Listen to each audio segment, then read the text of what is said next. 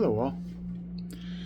So I started looking at some of the kamais that we're using, and I think I'm going to make this a bit of a series because I think it's constructive, it's helpful, and with that intention in mind, I'm going to be making a couple of comments about my previous videos, and I'm going to be showing you something about Jumanji no Kamai, which I think is very interesting.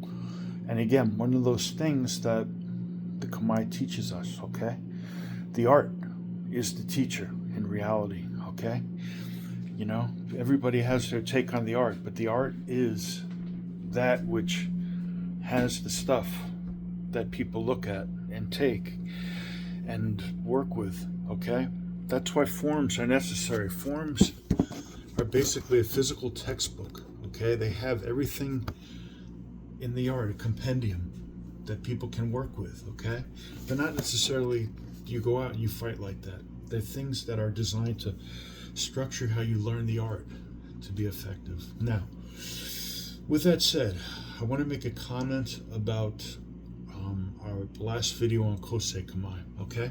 Very important point, okay? When we talk about wrapping going up and down and not so much to the side or from the kesa angle, that's your strong, okay? This is gravity, okay? This gives you strength, okay? If you come this way, ultimately, that's a weak angle. So if you're here, okay, you're not going to get the same dynamics. It's universal. This is the same as if you have a weapon of length using it in this fashion, okay?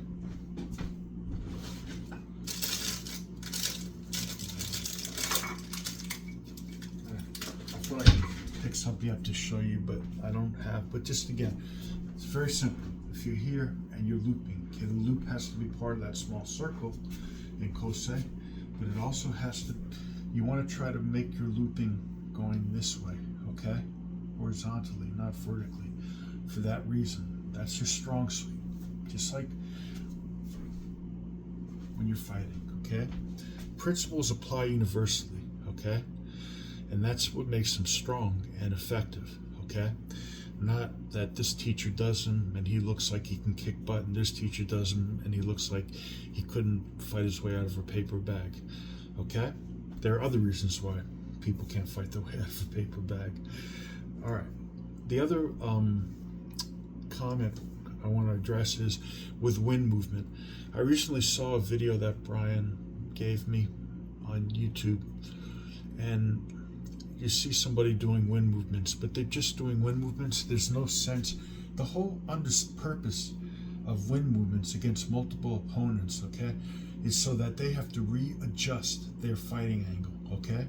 In other words, if I am charging you this way and there are three of me, that's a very overwhelming situation, right? Especially if you're hemmed in, okay? If you do one simple maneuver to the flank, if you do one simple maneuver, take one guy out, you're still in a situation where potentially you can be rushed, okay? Wind movement is just a big circle and will get you killed if you're just doing it as a movement on the person's fighting line, okay? It's not a good idea, all right? Then you're just making extraneous movement. What makes the wind movement effective is the whole procedure, okay? When you're here and you make the person, by your movement, have to readjust their fighting line, okay? Have to turn and stop what they're doing, okay? That gives you your time to go in aggressively and take them out, okay? That's the importance of it. Very important, okay? There are many things you can do when you're fighting with multiple opponents, and things you might find yourself in if you're well trained that you can do to catch people and get them crowded in, things like that. However, you have to have a general sense of movement while you're negotiating that will keep you safe in the meantime, okay? And not put you in a position where you get bum rushed. And that's what you really have to worry about. Because once you're taken down, there's nothing you can really do at that point. Very little, okay? Very little. I wouldn't say nothing. So, this movement, okay? If you're coming here to punch and I'm just doing this, that might be a great movement, but it has no application with multiple opponents because this guy can simply keep coming forwards, okay? On the other hand, if he's here, he's punching or stabbing or something, if I come here and I make a circular movement, he now has to come over to where I am. He has to stop his inertia, okay? And go towards me in another direction. Capiche? Okay. Let's look at kihon Jumanji no Kamae. And I want to show you something. When we talk about Jumanji no Kamae, it has a lot of different things we can discuss, okay? So we talk a lot about you're here, you do the boshiken, the metsubishi, you control your opponent, this is in his face, okay? And there's a very good practice of practicing conceptually from that form the idea of slowing the person down with your metsubishi. So you're here, okay, and when I do my kamae, I don't even try not to put myself in them, okay? I'm imagining myself like this. It's something taught in the Shinden Furyu in the school, according to the Bujinkan. But I don't want to give my opponent any inkling of what I'm doing, okay? But I'm here or here, okay? The nagash, boshiken, right? So that's can be a very quick, aggressive movement. This can slow down for a second. Okay, now, by slowing down, I make him have to stop, okay? And I can now control what he does a little bit, okay? So that allows me to keep control of my distance, my timing, and my opponent, okay? And again, you don't have to do this linear, you can do it circular, okay? A little pause there, right? Letting it down. And I want to let it down, okay? To make him go where I want him to go, okay? Boom.